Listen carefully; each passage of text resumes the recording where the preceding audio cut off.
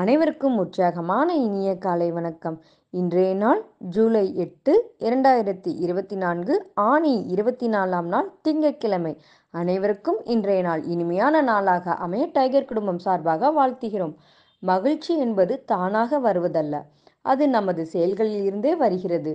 இன்றைய நிகழ்வில் tiger vision mission கூறுவதற்கு டைகர் ராகுல் ரமணன் ஃப்ரம் ராமநாதபுரம் அவர்களை அன்போடு அழைக்கிறோம். நன்றி tiger Jayanthi Maharaj. Tiger vision: மனம், புத்தி, உடல் மூன்றும் சமநிலையில் இருந்தால் வாழ்க்கை பிரகாசிக்கும். டைகர் மிஷன்: ஒரு தனி மனிதனின் தொடர்ச்சியான ஆரோக்கியமும் பொருளாதாரமும் இவ்வுலகை மாற்றும். நன்றி. நன்றி டைகர் ராகுல் ரமணன். டைகர் இறைவணக்கம் கூறுவதற்கு டைகர் அகிலா கோபிநாத் ஃப்ரம் விருதுநகர் அவர்களை அன்போடு அழைக்கிறோம். நன்றி டைகர் ஜெயந்தி மகராஜ். டைகர் இறைவணக்கம். என் வாழ்க்கையின் நம்பிக்கையாய் இருக்கும் இறைவா, நான் சேவை செய்யும் இந்த அமைப்பே நீ வாழும் இடமென எண்ணுகிறேன். நான் தினமும் செய்யும் பணியே எனது கடமை என நம்புகிறேன். எனது உடலை கண்ணும் கருத்துமாய் பாதுகாப்பதே எனது பொறுப்பு என உணர்கிறேன். நன்றி இறைவா. நன்றி டைகர் அகிலா கோபிநாத். அனுதினம் சுவாசிக்கும் காற்றை போல் அனுதினம் டைகர் குழுவோடு இணைந்து பயணிக்கும் உங்கள் அனைவருக்கும் டைகர் குடும்பம் சார்பாக வாழ்த்துக்களையும் நன்றிகளையும் தெரிவித்துக் கொள்கிறோம். உன் மனம் ஒன்றுதான் உன்னை வீழ்த்தக்கூடிய ஒரே ஆயுதம். அது தெளிவாக இருக்கும் வரை நீ எவராலும் வீழ்த்தப்பட போவதில்லை. ஆகையால் உன் மனதை நீ தெளிவாக வைத்துக்கொள் என்று நம்ம எல்லாம் எட்டுநடை பயிற்சி கழித்து செல்ல வருகிறார் நமது எட்டுநடை பயிற்சியின் ஆசான் டாக்டர் டைகர் தேன்குடு பிரபாகரன் அவர்களை உற்சாகத்தோடு வரவேற்கிறோம். எல்லோருக்கும் இனிய காலை வணக்கம். இந்த அற்புதமான காலை வேளையில் 9 மூட்டுக்களையும் அசைக்கக்கூடிய அற்புதமான பயிற்சிகளை முடிச்சுட்டு 27 முறை சூப்பர் பிரெயின் யோகா அப்படின்னு சொல்லக்கூடிய தோப்பு கரணங்களை முகம் மலர்ச்சியோட மன மகிழ்ச்சியோடு முடிச்சுட்டு 8 நடப்பதற்காக தயார் நிலையில் இருக்கிறோம். 8 மீது இருக்கிறோம். கிழக்கு மேற்காக நடப்பவர்கள் கிழக்கு திசையிலிருந்து மேற்கை நோக்கியும், தெற்கு வடக்காக நடப்பவர்கள் தெற்கு திசையிலிருந்து வடக்கை நோக்கியும் நமக்கான முதலடி எடுத்து வைத்து நடையை தொடங்குகிறோம். நடை இயல்பாக இருக்கிறது, நடை தளர்வாக இருக்கிறது, தோள்பட்டை தளர்வாக இருக்கிறது, கழுத்து குனியாமல் இருக்கிறது, கால்கள் ஒன்றுக்கு முன்பு ஒன்று வருவது போல் நடந்து கொண்டு இருக்கிறோம். கைகள் அதன் இசைவில் அசைந்து கொண்டு இருக்கிறது. சுவாசம் சீர்நிலையில் இருக்கிறது. எண்ணம் நேர்மறையாக இருக்கிறது. மனம் மகிழ்வுடனும் அமைதியுடனும் இருக்கிறது. ஒற்றை சிந்தனையாளர்கள் அத்தனை பேரும் ஒற்றுமையோடு ஒரே திசையை நோக்கி பயணித்து கொண்டு இருக்கிறோம். நமது பயணம் வெற்றிகரமாக அமைய எல்லாம் உள்ள இறைவனை துணை கலைத்து கொண்டு தொடர்ந்து பயணிக்கிறோம். நம்ம பேசிக் கோர்ஸ் அப்படின்னு சொல்லிட்டோம், அட்வான்ஸ் கோர்ஸ் அப்படின்னு சொல்லிட்டு 2 கோர்ஸுகளில் நடப்பவர்கள் நடந்து கொண்டு இருக்கிறோம். பேசிக் கோர்ஸ் அப்படிங்கிறவங்க புதிதாக இணைந்து நடப்பவர்கள், அட்வான்ஸ் கோர்ஸ் அப்படிங்கிறவங்க ஏற்கனவே நடந்து கொண்டிருப்பவர்கள். ஸோ இந்த பேசிக் கோர்ஸில் இருக்கிறவங்களுக்கு இது 2 மாதத்திலிருந்து 3 மாத காலம் அப்படிங்கிறதுக்காக. ஏன்னா நீங்கள் புதிதாக பயணிக்கிறீங்க. புதிதாக பயணிக்கும் பொழுது எடுக்கவுமே 42 நிமிடம் அப்படின்னா சற்று கடினமாக தெரிவது போல் தோன்றும். ஆனால் 20 நிமிடம் தான், 21 நிமிடம் தான் அப்படின்னா நம்ம நடக்கிறதுக்கு ஆரம்பிச்சிடுவோம். ஆனால் 21 நிமிடங்கள்லேயே உங்களுக்கான பலன் அப்படிங்கிறது கிடைக்க ஆரம்பிக்கும் போது அப்போது மனம் அதை ஏற்றுக்கொள்ளும். ஆஹா, 21 நிமிடங்கள் நடப்பதற்கே நம்மளுக்கு அற்புதமான பலன்கள், உடல் ரீதியாகவும் சரி, மன ரீதியாகவும் சரி, புத்தி ரீதியாகவும் சரி, நம்மளுக்கு பற்பல பலன்கள் வருகிறது. அப்போ நம்மையே கூடுதலாக இந்த அட்வான்ஸ் கோர்ஸ்குள்ளே போகக்கூடாது அப்படின்னு உங்களுடைய மனம் நிச்சயமாக 21ஆவது நாளே சொல்ல ஆரம்பிச்சிடும்.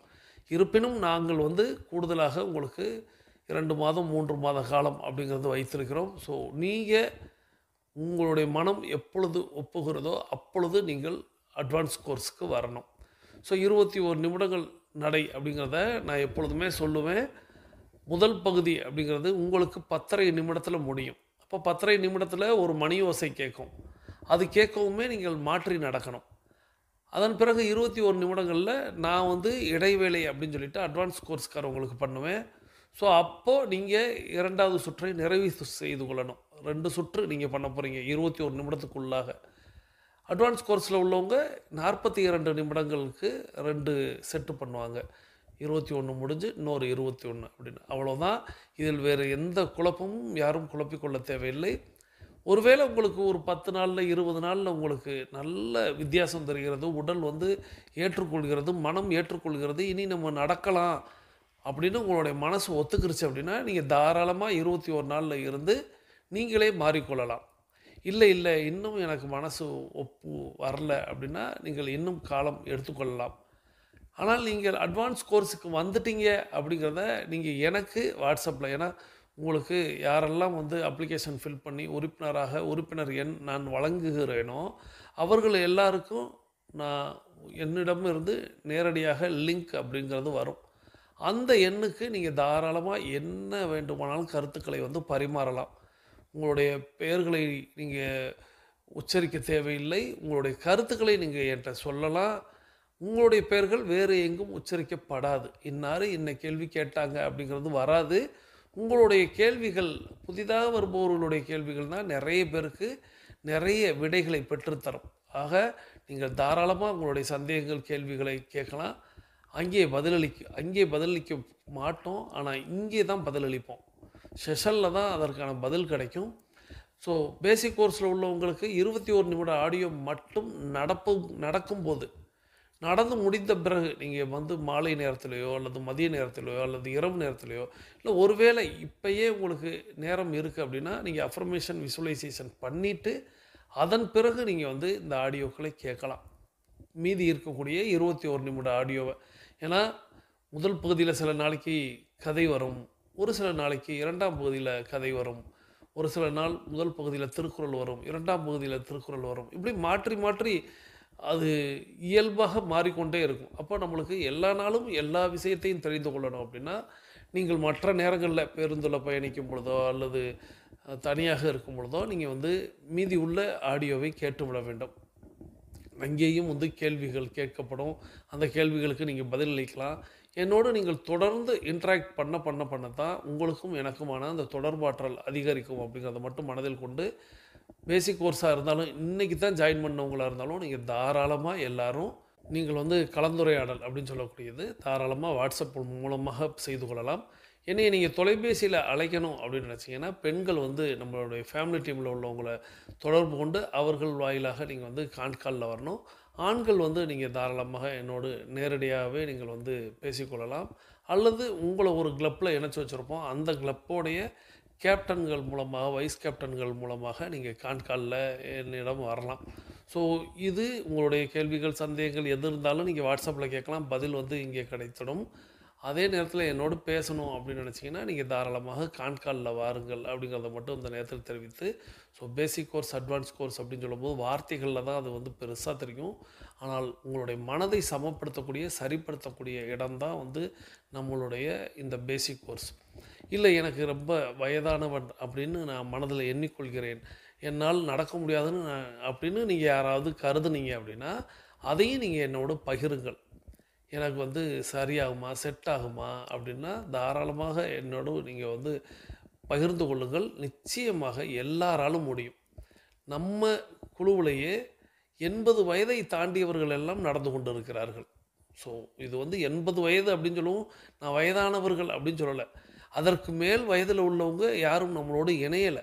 ஸோ 80 வயதை தாண்டியவர்கள் கூட நம்மளோடு இணைந்து பயணிக்கும் பொழுது உங்களுக்கு எத்தனை வயதுன்னு நீங்களே கேட்டுக்கிறங்க. எல்லாராலும் முடியும். ஸோ தொடர்ந்து பயணிக்க போகிறோம். தொடர்ந்து பயணிக்க நமக்கு வந்து நிறைய விஷயங்கள் கிடைத்து கொண்டே இருக்கும். அந்த நிறைய விஷயங்கள் அப்படிங்கிறது நல்ல விஷயங்களாகவே கிடைத்து கொண்டிருக்கும்.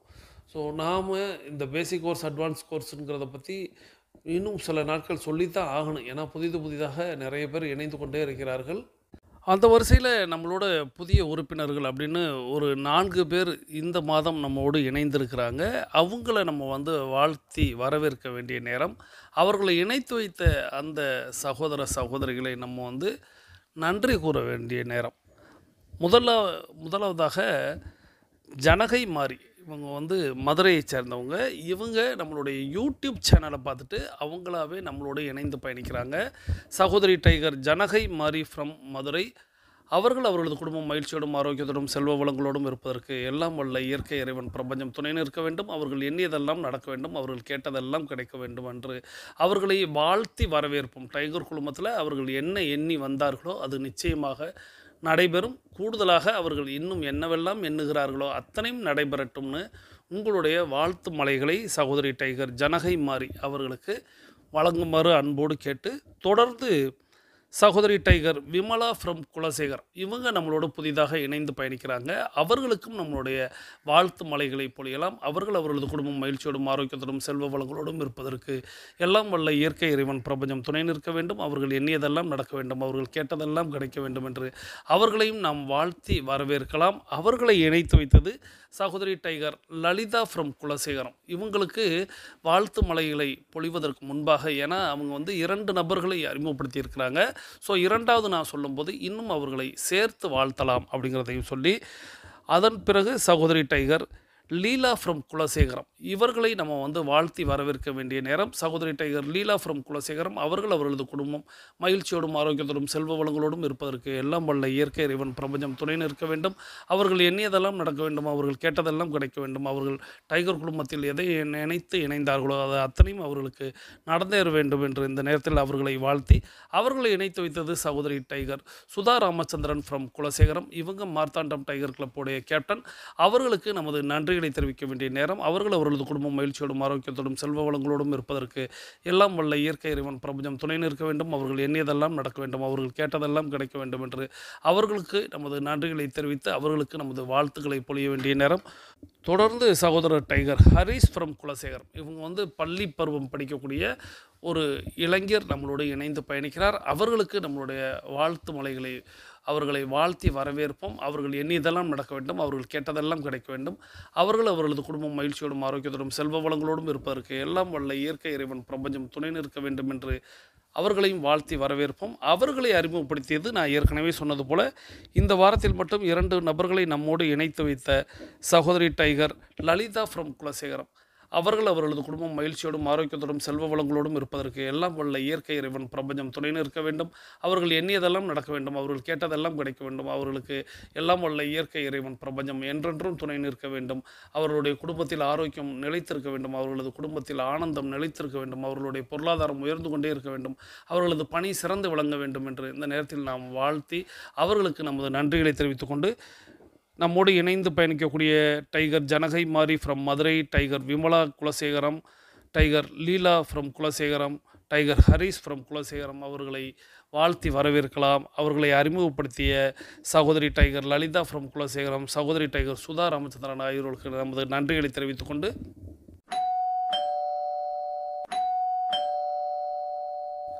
தொடர்ந்து திங்கட்கிழமை என்றாலே நம்ம புத்தக ரிவ்யூ பார்ப்பது வழக்கம். அந்த வகையில் இன்னைக்கு நாம் ஒரு புத்தகத்தை பார்த்து கொண்டே நடக்கப் போகிறோம். இந்த புத்தகத்தின் பெயர் என்ன, இந்த புத்தகத்தின் ஆசிரியர் யார், இந்த புத்தகம் எதை பற்றி குறிக்கப் போகிறது என்பது போன்ற விஷயங்களை நாம் புத்தக சுருக்கத்தின் முதல் பகுதியாக பார்க்க போகிறோம். பாருங்கள், புத்தகத்தின் ஆசிரியர் பெயர், புத்தகத்தின் பெயர் மற்றும் புத்தகம் எதை பற்றி குறிக்கப் போகிறது என்பதை கேட்டுக்கொண்டே நடக்கலாம். வாருங்கள். செல்ஃப் டிசிப்ளின், செல்ஃப் கண்ட்ரோல் அப்படின்ற விஷயம்லாம் நமக்கு ஸ்கூல்ல இருந்தே சொல்லி தருவாங்க. டிசிப்ளின்டா இருங்க, ஒழுக்கமா இருங்க, சுய ஒழுக்கம் ரொம்ப முக்கியம் அப்படின்னு. நமக்கு ஸ்கூல்ல படிக்கும் போதெல்லாம் டிசிப்ளின் அப்படின்றதுக்கு என்ன அர்த்தம் தெரியும்? லைன்ல போகணும், ஒருத்தர் பின்னாடி தான் ஒருத்தர் போகணும், கூட்டமா போகக்கூடாது, ஒரு ஆர்டரா இருக்கணும் அப்படின்ற மாதிரி விஷயம் தான் நமக்கு டிசிப்ளின் அப்படின்னு நம்ம நினைப்போம். ஆனா வளர வளர டிசிப்ளினுக்கு நிறைய அர்த்தங்கள் இருக்கு அப்படின்றது நமக்கு புரிய வரும். ஆனா இந்த டிசிப்ளின் அப்படின்ற ஒரு விஷயத்த ஃபாலோ பண்றது, செல்ஃப் டிசிப்ளின் அப்படின்ற ஒரு குவாலிட்டியை வளர்த்துக்கிறது அப்படின்றது கொஞ்சம் கடினமான விஷயம் தான். நிறைய அதுக்கு நம்ம உழைக்க வேண்டி இருக்கு. ஆனா ஒரு டிசிப்ளின் இருந்துச்சுன்னா, ஒரு செல்ஃப் கண்ட்ரோல் இருந்துச்சுன்னா நம்ம நிறைய புதிய ஹேபிட்ஸ், நல்ல ஹேபிட்ஸை உருவாக்க முடியும். அதே மாதிரி நிறைய தீய பழக்கங்கள், பேட் ஹேபிட்ஸ்ல இருந்து நம்ம வெளியிலயும் வர முடியும். இன்றைக்கு நம்ம பார்க்க போற புத்தக சுருக்கம் என்ன புத்தகம் அப்படின்னா செல்ஃப் டிசிப்ளின் மைண்ட் செட். புத்தகத்தோட பேரே செல்ஃப் டிசிப்ளின் அப்படின்றது தான். இதோட ஆசிரியர் கர்டிஸ் லியோனி அப்படின்ற ஒருத்தங்க. இவர் இதுல என்ன சொல்லியிருக்காரு அப்படின்னா, என்ன மாதிரியான விஷயங்கள்லாம் நம்மள தடுக்குது, இந்த செல்ஃப் டிசிப்ளின், செல்ஃப் கண்ட்ரோல் அப்படின்ற ஒரு குவாலிட்டி வளர விடாம என்ன மாதிரியான விஷயங்கள்லாம் நம்மள தடுக்குது, அதுல இருந்து மீண்டு எப்படி நம்ம இந்த செல்ஃப் டிசிப்ளின் அப்படின்ற ஒரு குவாலிட்டியை உருவாக்கிக்கலாம் அப்படின்றது ரொம்ப சிறிய புத்தகமா, ஒரு 40 பக்கங்கள் கொண்ட ஒரு புத்தகம் தான். ரொம்ப சிறிய புத்தகம், ஒரு மணி நேரத்துல படிச்சிடலாம். இந்த புத்தகத்துல அவர் இதை தெளிவா விளக்கியிருக்காரு. நன்றி. தொடர்ந்து நம்ம புத்தக சுருக்கத்தின் முதல் பகுதியை பார்த்தோம். அந்த புத்தக சுருக்கத்தில் முதல் விஷயமாக அந்த யூடியூபர் கொடுத்துருந்த விஷயம் என்ன அப்படின்னா ஒழுக்கம். சின்ன குழந்தையிலேருந்தே நம்ம ஒழுக்கம்னா என்னன்னு நினச்சிக்கிட்டு இருக்கோம் அப்படின்னா, ஏதோ வரிசையில் போகிறதும், பேசாமல் இருத்தலும், உதட்டு மீது கைகளை வைத்துக்கொள்வதும் தான் ஒழுக்கம் அப்படிங்கிற மாதிரி நம்ம எல்லாருமே கற்று வைத்திருப்போம். ஆனால் ஒழுக்கம் என்பது என்ன அப்படிங்கிறதையும், அந்த ஒழுக்கத்தை நம்ம எப்படி கடைபிடிக்க வேண்டும் அப்படிங்கிறதும், எதெல்லாம் நம்மளை வந்து தடுக்கும் அப்படிங்கிறதும், எது நல்ல பழக்கம் அப்படிங்கிறதும், எது கெட்ட பழக்கம் அப்படிங்கிறதையும் நாம் தெரிந்து வைத்திருக்க வேண்டும் அப்படிங்கிறதையும், அதை எப்படி சரி பண்ணலாம் அப்படிங்கிறத பற்றி தான் இன்றைக்கி நம்ம பார்க்க போகிறோம் அப்படிங்கிறத குறிப்பிட்டிருந்தாங்க. இன்றைக்கி நம்ம பார்க்க போகிற புத்தகத்தின் பெயர் செல்ஃப் டிசிப்ளின் மைண்ட் செட் அப்படிங்கிறது தான் இந்த புத்தகத்தின் பெயர். அதனுடைய ஆசிரியர் அப்படிங்கிறது கர்டிஸ் லியோனி அப்படிங்கிறத வந்து குறிப்பிட்டிருந்தாங்க. ஸோ இன்றைக்கி நம்ம இந்த புத்தகத்தை ஒரு சிறிய புத்தகம் தான் சொன்னாங்க. ஒரு 40-50 பக்கங்கள் நிறைந்த அந்த புத்தகத்தை ஒரே 1 மணி நேரத்திலேயே படித்து முடித்து விடலாம் அப்படிங்கிறது சொன்னாங்க. நம்மளும் இன்றைக்கி இந்த 8 நடை பயிற்சிகளுக்குள்ளாவே அந்த புத்தகத்தை முழுமையாக தெரிந்து வைத்துக் கொள்ள போகிறோம். நம்மளுக்கு இந்த ஆத்தர் கர்டிஸ் லியோனி சொல்லக்கூடிய விஷயங்கள் என்ன அப்படின்னா, இது நல்ல பழக்கங்கள் எதது, தீய பழக்கங்கள் எவை, இது நம்மளுக்கு தெரிந்திருக்கணும். இதை எப்படி சரி பண்ணுவது அப்படிங்கிறது தான் நம்ம இன்றைக்கி கற்றுக்கொள்ள போகிறோம். தி செல்ஃப் டிசிப்ளின் மைண்ட் செட் அப்படிங்கிறது சுய ஒழுக்கத்துக்கான நம்மளுடைய விஷயங்களை கற்றுக்கொள்ள போகிறோம். நல்ல பழக்கங்களை கற்றுக்கொள்ள போகிறோம். அதற்கு தடையாக இருக்கக்கூடியவை எவை என்பதை நாம் பார்க்க போகிறோம். தொடர்ந்து புத்தக சுருக்கத்தின் 2ஆம் பகுதியை கேட்டுக்கொண்டே நடக்கலாம். வாருங்கள்.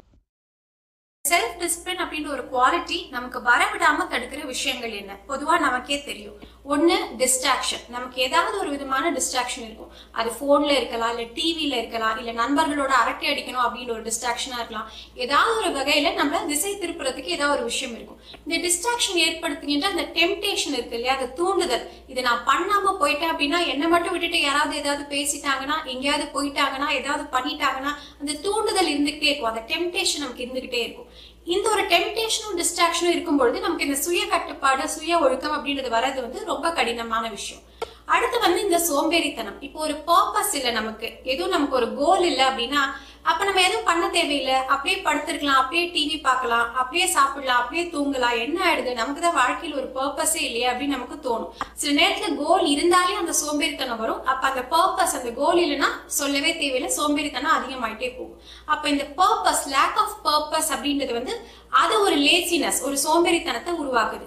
இது ஒரு காரணமா இருக்கும். சில நேரத்துல லோ செல்ஃப் எஸ்டீம்னு சொல்லுவோம் இல்லையா, நமக்கே நம்ம மேல நம்பிக்கை இருக்காது, ஒரு தாழ்வு மனப்பான்மை இருக்கும். நம்ம என்ன பண்ண போறோம் வாழ்க்கையில, நமக்கு எதுவுமே வராது அப்படின்ற ஒரு தாழ்வு மனப்பான்மை இருக்கும். இது காரணமாகவும் அந்த செல்ஃப் டிசிப்ளின், செல்ஃப் கண்ட்ரோல் அப்படின்றது இல்லாம போகிறதுக்கு வாய்ப்புகள் இருக்கு. இன்னொரு முக்கியமான காரணம் நெகட்டிவ் என்வாயன்மெண்ட்னு சொல்லுவோம் இல்லையா, ஒரு எதிர்மறையான எண்ணங்கள் நிறைந்த ஒரு சூழ்நிலையில நம்ம இருக்கும் பொழுது, நம்மளை சுத்தி இருக்கிறவங்க நெகட்டிவாவே பேசிக்கிட்டு இருக்காங்க, நம்மளை டிஸ்கரேஜ் பண்றாங்க அப்படின்னும் பொழுது, ஒரு நெகட்டிவிட்டி நம்மளை சூழ்ந்து இருக்கும் போது, இல்ல நம்ம மனசுல நிறைய நெகட்டிவ் தாட்ஸ் இருக்கும் பொழுது, நமக்கு இந்த செல்ஃப் கண்ட்ரோல், செல்ஃப் டிசிப்ளின் அப்படின்றத பிராக்டிஸ் பண்ண முடியாம போயிடுது. ஏன்னா நம்ம இருக்கிறதே ஒரு நெகட்டிவ் என்வாயன்மெண்ட் அப்படின்றதுனால நம்மளும் அப்படியே போயிடலாம் அப்படின்னு நம்ம நினைப்போமே ஒழிய, எதுவும் புதுசா பண்ணலாம், ஒரு புதிய ஹேபிட்டை கிரியேட் பண்ணிக்கலாம், இல்ல ஒரு பேட் ஹேபிட்ல இருந்து வெளியில வரலாம் அப்படின்னு நம்ம நினைக்கவே மாட்டோம். பொதுவா இதெல்லாம் தான் காரணங்கள். இப்ப நம்ம சொன்ன சோம்பேறித்தனம், தீய பழக்கம், தீய ஒரு என்வாயன்மெண்ட், இந்த மாதிரியான விஷயங்கள்லாம் தான் வந்து ஒரு செல்ஃப் கண்ட்ரோல், செல்ஃப் டிசிப்ளின் நம்ம வளர விடாம பண்ற சில விஷயங்கள். நன்றி. புத்தக சுருக்கத்தின் 2ஆம் பகுதி பார்த்தோம். இந்த புத்தக சுருக்கத்தின் 2ஆம் பகுதியில் ரொம்ப முக்கியமான ஒரு விஷயத்தை பற்றி சொல்லியிருந்தாங்க.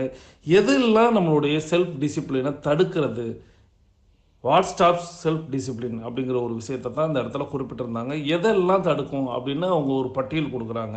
என்ன அப்படின்னா, முதல் விஷயமாக வந்து டிஸ்ட்ராக்ஷன்ஸ். ஸோ நம்மளை வந்து செயல்பட விடாமல் சில விஷயங்கள் தடைக்கும். அந்த தடைகள் எவை அப்படிங்கிறத வந்து நம்ம பார்க்கணும். இந்த மாதிரியான நிறைய டிஸ்ட்ராக்ஷன்ஸ் நம்மளுக்கு உண்டு. இடையூறுகளாக, நிறைய நேரங்களில் தடைக்கற்களாக நிறைய இடங்களில் இருக்கும்.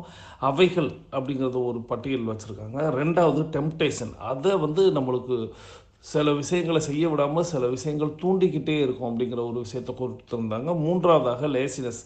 இது சோம்பேறித்தனம். கண்டிப்பாக எல்லோருக்குள்ளேயுமே இருக்கக்கூடிய ஒரு செயல் தான் இந்த சோம்பேறித்தனம் அப்படிங்கிறத சொன்னாங்க. அப்புறம் லேக் ஆஃப் பர்பஸ் அப்படிங்கிற ஒரு விஷயத்த சொன்னாங்க. பர்பஸ் வந்து நம்ம வந்து நிறைய நேரங்களில் நம்ம ஏன் சோம்பேறித்தனமாக இருக்கிறோம் அப்படின்னா, நம்மளுக்கு எந்தவித கோலுமே இல்லாமல், எந்தவித பர்பஸுமே இல்லாமல் நம்ம வந்து இருந்தோம்னால் கண்டிப்பாக நம்ம வந்து ரொம்ப சோம்பேறியாக இருப்போம். ஏன் கோலே வச்சுருந்தா கூட நம்ம வந்து பெரிய சோம்பேறியாக தான் இருப்போம் அப்படிங்கிறது இந்த லேக் ஆஃப் பர்பஸ் அப்படிங்கிறத சொன்னாங்க. அதுக்கடுத்து லோ செல்ஃப் எஸ்டீம் அப்படிங்கிற அந்த ஒரு விஷயம். எதுவாக இருந்தாலும் நம்மளால் முடியாதுன்னு நம்மளாவே நினச்சிக்கிறோம். நம்மளுக்குள்ள ஒரு தாழ்வு மனப்பான்மை இருந்துக்கிட்டே இருக்கும் அப்படிங்கிற ஒரு விஷயத்தோம். ஸோ இதை போக நெகட்டிவ் என்விரான்மெண்ட், இது வந்து நம்மளை சுற்றி உள்ள சூழ்நிலைகள் எப்படி இருக்கிறது அப்படிங்கிறது தான் இதில் 6வது பட்டியலாக அவங்க கொடுத்துருக்காங்க. ஸோ இந்த 6 விஷயங்கள், முதல் விஷயம் டிஸ்ட்ராக்ஷன்ஸ், 2வது விஷயம் டெம்டேஷன், 3வது விஷயம் லேசினஸ், 4வது விஷயம் லேக் ஆஃப் பர்பஸ் அப்படிங்கிறதும், 5வது விஷயம் லோ செல்ஃப் எஸ்டீம் அப்படிங்கிறதையும், 6வது விஷயம் நெகட்டிவ் என்விரான்மெண்ட் அப்படிங்கிற ஒரு விஷயத்த சொன்னாங்க. அந்த நெகட்டிவ் என்விரான்மெண்ட் அப்படிங்கிறது நம்மளை சுற்றி இருக்கக்கூடிய எதிர்மறையான சூழ்நிலைகள். நம்ம எது செய்தாலும் அதை தடை செய்வதற்கும் அதை குறை சொல்வதற்கும் ஒரு சூழ்நிலை எப்பொழுதுமே இருந்துக்கிட்டு இருக்கும். இவைகள் எல்லாம் இந்த 6ம் வந்து நம்மளை வந்து ஒழுக்கமாக இருக்க விடாமல் செய்யக்கூடிய விஷயங்கள் அப்படிங்கிறத ஆசிரியர் இந்த இடத்துல குறிப்பிடுகிறார். ஸோ இந்த 6 விஷயங்களை என்னென்னு தெளிவாக பார்த்துட்டு அதை எப்படி நீக்க போகிறோம் அப்படிங்கிறத தான் இந்த புத்தகம் நம்மளுக்கு முழுமையாக சொல்ல போகிறது. தொடர்ந்து நம்ம வந்து புத்தக சுருக்கத்தின் 3ஆம் பகுதியை கேட்டுக்கொண்டே நடக்கலாம், வாருங்கள். இந்த டிஸ்ட்ராக்ஷன்ல இருந்தெல்லாம் வெளியில வந்து எப்படி அதை பண்ணலாம் அப்படின்றதுக்கு ரொம்ப எளிமையான சில ஸ்டெப்ஸ்னு சொல்றாரு. முதல் விஷயம் கர்டஸ் இதுல என்ன சொல்றாரு அப்படின்னா, ஃபீலிங்ஸ் அண்ட் எக்ஸ்கியூசஸ் பத்தி பேசுறாரு. இப்போ நம்ம ஏதாவது செய்யணும்னு நினைக்கிறோம், ஒரு புது ஹேபிட் ஃபார்ம் பண்ணியிருக்கோம், புதுசா ஒன்று செய்யணும்னு ஆசைப்படுறோம், இதை தொடர்ந்து செய்யணும்னு நம்ம நினைக்கிறோம். அப்படி நினைக்கும் பொழுது ஒரு நாள் 2 நாள் செஞ்சதுக்கு அப்புறம் 3வது நாள் நமக்கு என்ன தோணும், I don't feel like it அப்படின்னு சொல்லுவோம். இது எனக்கு இப்போ பண்ணணும்னு தோணவே இல்லை, எனக்கு அது ஒரு மைண்ட் செட்டே வரல, I don't feel like it அப்படின்னு சொல்லிடுவோம். அப்ப நம்ம என்ன பண்றோம் அப்படின்னா, நம்மளோட ஃபீலிங்ஸை பொறுத்து தான் நம்மளோட பிஹேவியரை வந்து மாத்துறோம். எனக்கு பிடிச்சிருந்தா அந்த நேரத்துக்கு எனக்கு தோணினா நான் பண்ணுவேன், நான் ஃபாலோ பண்ணுவேன், நான் என்னோட கோல்ஸ்க்கு ஒர்க் பண்ணுவேன். அப்படி இல்லை என்னோட ஃபீலிங்ஸ் வந்து எனக்கு ஒத்துழைக்கல அப்படின்னா நான் பண்ண மாட்டேன் அப்படின்னு சொல்லி நினைக்கிறோம். இதுல கர்டஸ் என்ன சொல்றாரு அப்படின்னா, நல்ல செல்ஃப் டிசிப்ளின்டா இருக்கிறவங்க, ஒரு கோல் ஓரியன்டா இருக்கிறவங்க என்ன பண்ணுவாங்க அப்படின்னா, தங்களோட ஃபீலிங்ஸையும் மீறி அந்த வேலையை பண்ணுவாங்க. அவங்களுக்குமே தோணும் தான், இன்னைக்கு பண்ணலன்னா என்ன நாளைக்கு பண்ணலாம் அப்படின்னு. எல்லாமே மனிதர்களுக்கு தான், எல்லாருக்குமே அந்த ஒரு சோம்பேறித்தனம் எட்டி பார்த்துக்கிட்டே இருப்போம் அப்பப்போ. ஆனா அதையும் மீறி அந்த ஃபீலிங்ஸை கண்ட்ரோல் பண்ணிக்கிட்டு மீறி எழுந்திரிச்சு போய் ஒரு வேலையை பண்ணாங்க இல்லையா, அந்த ஒரு குவாலிட்டியை நம்மளும் வளர்த்துக்கணும். I don't feel like it, எனக்கு இப்ப பண்ணணும்னு தோணவே இல்லை அப்படின்னு சொல்றதை நிறுத்திட்டு, இட்ஸ் ஓகே, எனக்கு பண்ணணும் தோணலைனாலும் பரவாயில்ல, நான் பண்ணி முடிச்சிடுறேன் அப்படின்னு ஒரு ஆட்டிடியூட் நம்ம கொண்டு வரணும். இதுதான் கர்டஸ் இதுல முதல் விஷயமா ஃபீலிங்ஸ்ல சொல்றாரு. இதே ஃபீலிங்ஸோட சேர்த்து அவர் எக்ஸ்கியூசஸ் பத்தியும் பேசுறாரு. இப்போ நமக்கு ஒரு கோல் இருக்கு, இல்ல நம்ம ஏதாவது பண்ணணும், ஒரு ஹேபிட் ஃபார்ம் பண்ணணும் அப்படின்னு நினைச்சோம்னா முதல்ல நம்ம எக்ஸ்கியூசஸ் தேடுவோம். இது பண்ணாம இருக்கிறதுக்கு ஏதாவது ஒரு காரணம் கிடைக்காதா அப்படின்னு. ஏன்னா ஒரு பயம், இது வேற பண்ணணுமே, தொடர்ந்து பண்ணணுமே, நம்ம பண்ணுவோமா, தோத்துட்டோம்னா என்ன பண்றது, இதுல ஒரு ஃபெயிலியர் கிடைச்சிருச்சுன்னா என்ன பண்றது, இல்ல இதுக்கு நிறைய உழைக்கணும், நம்மளோட கம்ஃபர்ட் ஜோன்ல இருந்து வெளியில வரணும், இதெல்லாம் எதுக்கு வேண்டாத வேலை அப்படின்னு சொல்லிட்டு எக்ஸ்கியூசஸ் தேட ஆரம்பிப்போம் இதை பண்ணாம இருக்கிறதுக்கு. அதான் இதுல கர்டஸ் சொல்றாரு, stop giving excuses to your self. நீங்க உங்களுக்கு காரணம் சொல்லிக்கிறத முதல்ல நிறுத்துங்க. இப்போ நீங்க நாளை காலையில வாக்கிங் போனோம் அப்படின்னா உங்க ஃப்ரெண்டும் சரி நானும் கூட வர, 2 பேரும் சேர்ந்து போலாம் அப்படின்னு சொல்லியிருப்பாங்க. இப்போ காலையில நீங்க எழுந்திருப்பீங்க, நமக்கே ஒரு சலிப்பா இருக்கும், காலையில எழுந்துட்டோம் சரி எப்படியோ போலாம் அப்படின்னு நினைக்கும் பொழுது ஃப்ரெண்டு கிட்ட இருந்து போன் வரும், சாரி என்னால இன்னைக்கு வர முடியல, எனக்கு வேற வேலையாயிடுச்சு, இல்ல நான் இன்னும் எழுந்திருக்கிறதுக்கு டைம் ஆயிடுச்சு, இதுக்கு மேல கிளம்பினா லேட் ஆயிடும், நீ மட்டும் போய நான் நாளைக்கு வந்துக்கிறேன் அப்படின்னு ஒரு காரணம் வரும். உடனே நம்ம அப்பா இது போதும்டா, இழுத்து போத்திட்டு தூங்கலாம், காரணம் கிடைச்சிருச்சு, ஃப்ரெண்டு வரல, ஃப்ரெண்டு வராம நான் எப்படி வாக்கிங் போக முடியும், நாளைக்கு பாத்துக்கலாம் அப்படின்னு சொல்லிட்டு இழுத்து போத்திட்டு தூங்கிடுவோம். இதுதான் கர்டஸ் சொல்றாரு, காரணங்கள் எக்ஸ்கியூசஸ் தேடாதீங்க. ஒரு விஷயம் பண்ணாம இருக்கிறதுக்கு எக்ஸ்கியூஸ் கிடைக்குமான்னு பாக்காதீங்க. உங்களுக்கு நீங்க நேர்மையா இருங்க. இந்த மாதிரி ஒண்ணு தோணும் பொழுது உங்களுக்கு உடனே சொல்லுங்க, நீ ஏன் இவ்வளவு சோம்பேறியா இருக்க, ஃப்ரெண்டு இன்னைக்கு வரலன்னா என்ன, நாளைக்கு ஃப்ரெண்டோட போ, இன்னைக்கு நீ கிளம்பி போ அப்படின்னு உங்களுக்கு நீங்களே சொல்லிக்கோங்க. அந்த ஒரு ஆனஸ்டி, அந்த ஒரு நேர்மையா வந்து நீங்க நடக்க பழகுங்க. அப்போ இந்த எக்ஸ்கியூஸையும் நீங்க கண்ட்ரோல் பண்ணி உங்களோட ஃபீலிங்ஸையும் கண்ட்ரோல் பண்ணி நீங்க ஆரம்பிச்சீங்க ஒரு வேலை அப்படின்னா அதுதான் முதல் வெற்றி. செல்ஃப் டிசிப்ளினுக்கு அதுதான் முதல் படி அப்படின்னு சொல்றாரு. நன்றி. தொடர்ந்து நம்ம வந்து புத்தக சுருக்கத்தின் 3ஆம் பகுதியை பார்த்தோம். செல்ஃப் டிசிப்ளின் மைண்ட் செட் அப்படிங்கிற ஒரு புத்தகத்தை நம்ம வந்து பார்த்துக்கிட்டு இருக்கோம். கர்டிஸ் லியோனி அப்படிங்கிற ஆத்தர் வந்து இந்த புத்தகத்தை எழுதியிருக்கிறாரு. முதல் விஷயமாக வந்து நம்ம பார்த்தது அப்படிங்கிறது, ஒரு எதெல்லாம் நம்மளை வந்து செல்ஃப் டிசிப்ளினாக இல்லாமல் தடுக்கிறது அப்படிங்கிற ஒரு விஷயத்தை பார்த்தோம். அது வந்து distraction, temptation, laziness, lack of purpose, low self esteem அப்படிங்கிறதையும் நெகட்டிவ் என்விரான்மெண்ட் அப்படிங்கிறத பார்த்தோம். அவைகளில் முதல் விஷயமாக இப்போ அவங்க எடுத்துக்கிட்டது அப்படிங்கிறது பார்த்தோம்னா ஃபீலிங்ஸ் அண்ட் எக்ஸ்கியூசஸ் அப்படிங்கிற ஒரு விஷயத்துலேருந்து ஆரம்பிக்கிறாங்க. இந்த ஃபீலிங்ஸ் அப்படிங்கிறது என்ன அப்படின்னா உணர்வுகள் அப்படிங்கிறத வந்து குறிப்பிட்டிருந்தாங்க. இந்த உணர்வுகள் அப்படிங்கிறது எப்படி இருக்கும் அப்படின்னா, நம்ம வந்து ஒரு ஹேபிட் ஃபார்ம் பண்ணுறோம், ஒரு நல்ல பழக்கத்தை வந்து நம்ம வந்து கொண்டு வரணும், நம்ம செயல்படுத்தணும் அப்படின்னு அப்படியே நம்ம வந்து நம்மளுடைய எட்டு நடையோட வந்து ஒரு கம்பேர் பண்ணிக்கலாம். ஏன்னா எப்போதுமே எதோடையாவது நம்ம வந்து நம்மளை கம்பேர் பண்ணி பார்த்துக்கிட்டே வந்தோம் அப்படின்னா கண்டிப்பாக அது வந்து சாத்தியம் அப்படிங்கிறதும் சாத்தியம் இல்லை அப்படிங்கிறதும் நம்ம வந்து உடனடியாக தெரிஞ்சுக்கலாம். நம்மளுடைய எட்டு நடையோடையோ நம்ம வந்து சேர்த்துக்கலாம். அந்த எட்டு நடையை நம்ம வந்து தொடங்க ஆரம்பிக்கும் பொழுது, இந்த நடைப்பயிற்சியை நம்ம தொடங்க ஆரம்பிக்கும் பொழுது அப்படிங்கிறது ஒரு நல்ல பழக்கமாக நம்ம வந்து தொடங்கலாம் அப்படின்னு ஆரம்பிச்சிருப்போம். அந்த ஆரம்பித்த ஒரு 2 நாள் நல்லா இருந்திருக்கும், சூப்பராக இருக்குது, நல்லா இருக்குது அப்படிங்கிற மாதிரி ஒரு முடிவு எடுத்திருப்போம். 3ஆவது நாள் அப்படிங்கிறது வந்து ஒரு ஒரு எல்லாருக்குமே வரக்கூடிய ஒரு விஷயம் அப்படிங்கிறத வந்து இந்த இடத்துல அந்த யூடியூப்பரே சொல்லியிருந்தாங்க. ஒரு போர் அடிக்கிற மாதிரி ஒரு செயல் வரும். ஸோ அந்த மாதிரி ஒரு போர் அடித்தல் அப்படிங்கிற ஒரு செயல் ஏற்படும் பொழுது வேணாம் அப்படிங்கிறது இந்த ஃபீலிங்ஸ் அப்படிங்கிற அந்த உணர்வு அதுதான் அந்த இடத்துல சொன்னாங்க. ஸோ அதையும் மீறி இல்லை, நம்ம வந்து எதற்காக வந்தோம், முதல்ல நம்ம வந்து எட்டு நடையில் ஸ்டார்ட் பண்ணும்போது சொல்லுவோம், எதற்காக நம்ம வந்து உள் நுழைந்தோம், இலக்கை நோக்கி தான் நம்ம பயணிச்சுக்கிட்டு இருக்கோமா, நமது இலக்கு இன்னும் எத்தனை தூரத்தில் இருக்குது, இந்த மாதிரி சில விஷயங்களை சொல்லி நம்ம வந்தது அதுக்காக தான், இங்கே கேட்கக்கூடிய ஆடியோக்களுக்காகவோ மற்றவைகளுக்காகவோ நம்ம வந்து வரல அப்படிங்கிற மாதிரி நம்ம ஒரு சில விஷயங்கள் யோசிப்போம். அப்படி யோசித்துக்கிட்டு இருக்கும்போதே நம்மளுடைய எட்டு நடையின் முதல் பகுதி இப்பொழுதும் முடிவுக்கு வந்து விடுகிறது. வாருங்கள் நம் அனைவரும் தொடங்கிய திசைக்கு வந்து விடலாம். கிழக்கு மேற்காக தொடங்கியவர்கள் கிழக்கு திசையிலும், தெற்கு வடக்காக தொடங்கியவர்கள் தெற்கு திசைக்கு வந்து விடுகிறோம். நமது உள்ளங்கைகளை மடக்கி பார்க்கிறோம், இறுக்கமாக இருக்கிறது. விரல் நகங்களை பார்க்கிறோம், சிவப்பு வண்ணத்தில் மாறி இருக்கிறது. சுவாசத்தை சோதித்து பார்க்கிறோம். 2வது நாசிலும் சன்னமாக சுவாசம் வந்து கொண்டு இருக்கிறது. இவையெல்லாம் நாம் மிகச் சிறப்பாக சரியாக நடந்திருக்கிறோம் என்பதை நம்மளுக்கு எடுத்துக்காட்டக்கூடிய ஒரு விளைவாக இருக்கிறது. தொடர்ந்து உங்களை ஆசுவாசப்படுத்திக் கொள்ளுங்கள். தண்ணீர் பருக நினைப்பவர்கள் 2 வாய் தண்ணீர் பருகிக் கொள்ளுங்கள். தொடர்ந்து இந்த இடைவேளையில் நம்ம வந்து கருத்து சொல்லுவோம், பேசிக் கோர்ஸில் இருக்கக்கூடியவங்களும் அட்வான்ஸ் கோர்ஸில் இருக்கக்கூடியவங்களும். ஆனால் இன்றைக்கி நான் என்ன நினைக்கிறேன் அப்படின்னா, எல்லாருமே கடைசி வரை ஆடியோ கேட்குறீங்களா அப்படிங்கிறத நான் செக் பண்ணணும். ஸோ நான் வந்து கடைசியில் இன்றைக்கி கருத்து பதிவிட சொல்ல போகிறேன். ஸோ அதனால் இப்போ வாங்க 2ஆம் பகுதியை தொடர்ந்து நடக்கலாம். இப்பொழுது ஆண்கள் அனைவரும் இடதுபுறமாகவும் பெண்கள் அனைவரும் வலதுபுறமாகவும் முதலடி எடுத்து வைத்து நடையை தொடங்குகிறோம். நடை இயல்பாக இருக்கிறது, நடை தளர்வாக இருக்கிறது, தோள்பட்டை தளர்வாக இருக்கிறது, கழுத்து குனியாமல் இருக்கிறது, கால்கள் ஒன்றுக்கு முன்பு ஒன்று வருவது போல் நடந்து கொண்டு இருக்கிறோம். கைகள் அதன் இசைவில் அசைந்து கொண்டு இருக்கிறது. சுவாசம் சீர்நிலையில் இருக்கிறது, எண்ணம் நேர்மறையாக இருக்கிறது.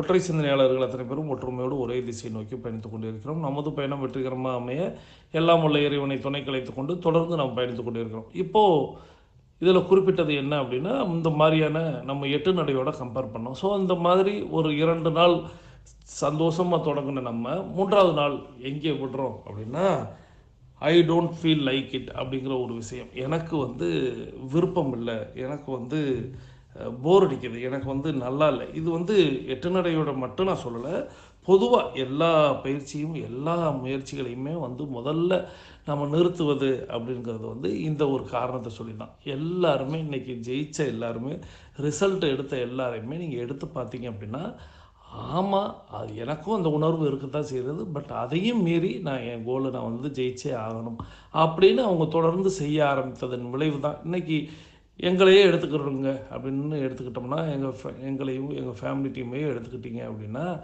முதல்ல இந்த விஷயத்தை ஆரம்பிக்கும் பொழுது, அதாவது ஒருத்தர் நடக்கும் பொழுதே இவ்வளவு பெரிய தடங்கல்கள் தடைகள் எல்லாம் ஏற்படும் பொழுது, மொத்தமாக ஒரு 100 பேரை 200 பேரை ஒரு 300 பேரை நம்ம நடக்க வைக்க போகிறோம், 1000 பேரை நடக்க வைக்க போகிறோம் அப்படின்னு மனசில் ஏற்பட்டு அந்த விஷயத்தை பேசும் பொழுதே நிறைய தடைகள், நிறைய உணர்வுகள், நிறைய வேண்டாம் அப்படிங்கிற ஒரு விஷயந்தான் வந்துச்சு. இதெல்லாம் நடக்கிறதா, இதெல்லாம் சாத்தியமா அப்படிங்கிற மாதிரி தான் நிறைய பேர் நிறைய விதமாக கொடுத்தாங்க.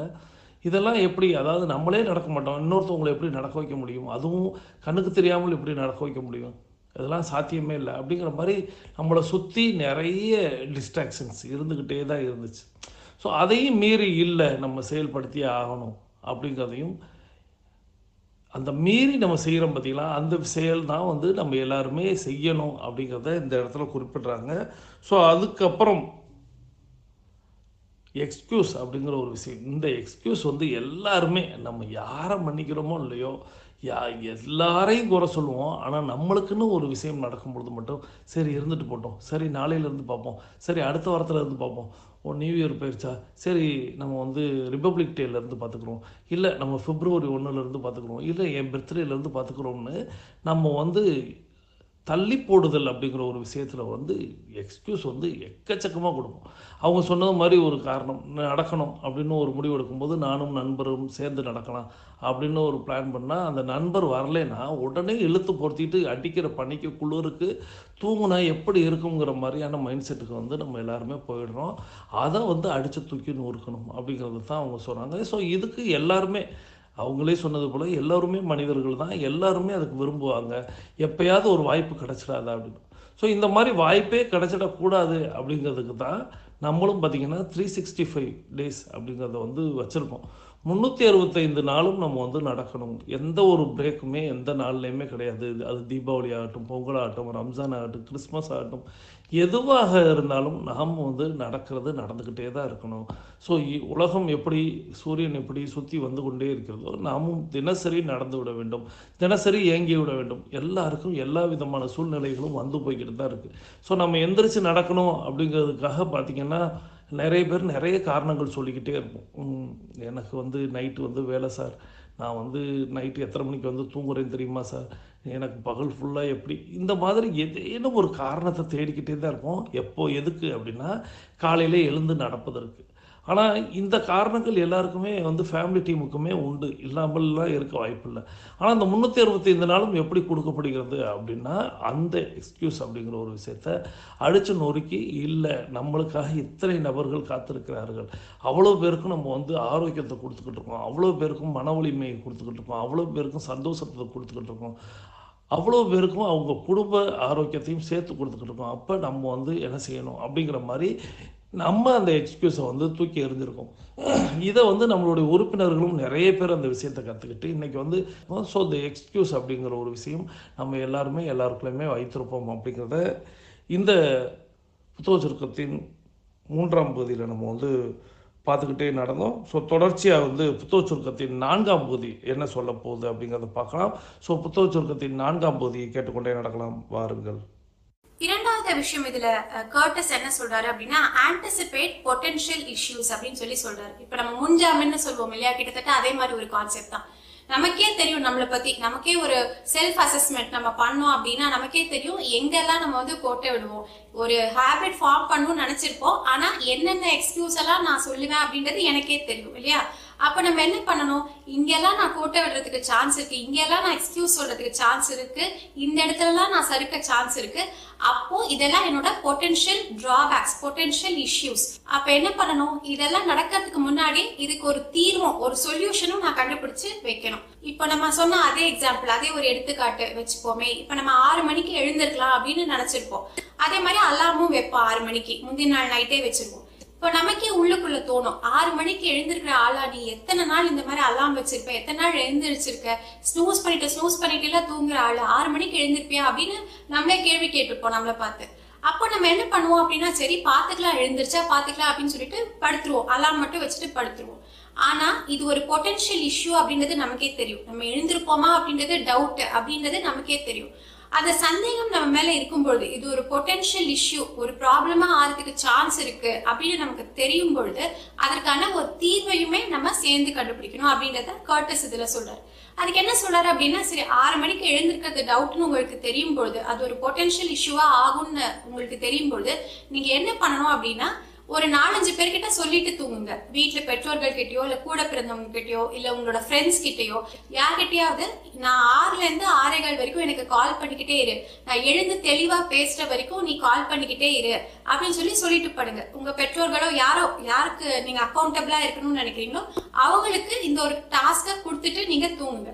அப்போ நீங்க இன்னொருத்தருக்கு அக்கௌண்டபிளா இருக்கீங்க, அவங்களுக்கும் பதில் சொல்லணும், அவங்களும் நமக்காக இதை சேர்ந்து பண்றாங்கன்னு தெரியும் பொழுது இன்னும் கூட உங்களுக்கு ஒரு ரெஸ்பான்சிபிலிட்டி வரும், நீங்க எழுந்திருக்கிறதுக்கான வாய்ப்புகள் அதிகமா இருக்கும் அப்படின்னு இதுல கர்ட்டஸ் சொல்றாரு. எங்கெல்லாம் பொட்டன்ஷியல் ப்ராப்ளம் இருக்குன்னு உங்களுக்கு தெரியுமோ, இதெல்லாம் வரதுக்கான வாய்ப்புகள் இருக்குன்னு உங்களுக்கு தெரியுதோ, அங்கெல்லாம் அதுக்கு ஒரு ஸ்ட்ராட்டஜியும் ஃபார்ம் பண்ணுங்க. அங்கெல்லாம் ஒரு தீர்வும் நீங்க கண்டுபிடிச்சிட்டு நீங்க இந்த விஷயத்தை எக்ஸிக்யூட் பண்ணீங்க அப்படின்னா உங்களுக்கு வெற்றி வாய்ப்புகள் அதிகமா இருக்கு அப்படின்னு சொல்லி சொல்றாரு.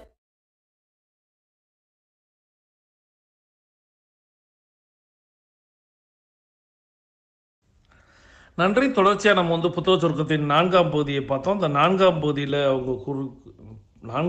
அவங்க 2வது பாயிண்டாக சொன்னது என்ன அப்படின்னா, ஆன்டிசிபேட் பொட்டன்ஷியல் இஷ்யூஸ் அப்படிங்கிற ஒரு விஷயத்த சொன்னாங்க. அந்த பொட்டன்ஷியல் இஷ்யூ அப்படிங்கிறது ஆன்டிசிபேட்னா கிட்டத்தட்ட முன்ஜாமீன் அப்படிங்கிற மாதிரி சில விஷயங்களில் சில நேரங்களில் நம்மளுக்கு அது வந்து என்னதான் இருந்தாலும் சாத்தியம் இல்லை, என்னால் முடியாது, நான் அலாரம் வச்சுட்டு தான் படுக்கிறேன், ஆனால் ஸ்னூஸை தட்டி விட்டுட்டு தான் படுக்கிறேன், ஒரு கட்டத்தில் சரி பார்த்துக்கலாம்ங்கிற மாதிரி நான் தள்ளி போடுறேன், எல்லா விஷயமே என்னால் முடியல அப்படிங்கிற போது அதுக்கு என்ன தீர்வு அப்படிங்கிறத வந்து ரொம்ப அற்புதமாக அவங்க சொல்கிறாங்க. உங்கள் மீது அக்கறை உள்ள நபர்கள்ட்ட வந்து இந்த விஷயத்தை நீங்கள் சொல்லுங்கள், ஒரு 4-5 நபர்கள்ட்ட சொல்லுங்கள், என்னை வந்து காலையில் 6 மணிக்கு எழுப்பி விடுங்க அப்படிங்கிறத வந்து அவங்கள்ட்ட குறிப்பிடுங்க. அப்படி அவங்க எழுப்பி விடும் பொழுது அது வந்து உங்கள் தாயாவோ தந்தையாவோ உங்களோட உடன் பிறந்தவர்களாகவோ இல்லை உங்களுக்கு உயிரானவர்களாகவோ யாராக இருக்காங்களோ அவங்கள்ட்ட வந்து அந்த விஷயத்தை ஒப்படைங்க. அப்படி செய்யும் பொழுது அவர்கள் உங்களை எழுப்பும் பொழுது, நான் எவ்வளோ தான் தூங்கினாலும் சில நேரம் நம்ம அம்மா அப்பாட்டையெல்லாம் சொல்லியிருப்போம், அடித்து கூட எழுப்பி விட்ருங்க, காலையில் நான் போகணும், தண்ணியை கூட ஊற்றி விட்ருங்க தலையில் அப்படிங்கிற மாதிரிலாம் நிறைய நம்ம சொல்லுவோம். ஏன்னா அதுக்கு அவ்வளோ நம்ம வந்து முக்கியத்துவம் கொடுத்துப்போம். அப்படி எழ வேண்டும் அப்படிங்கிறதுக்காக சுற்றி உள்ள நபர்கள்ட்ட சொல்லுவோம்.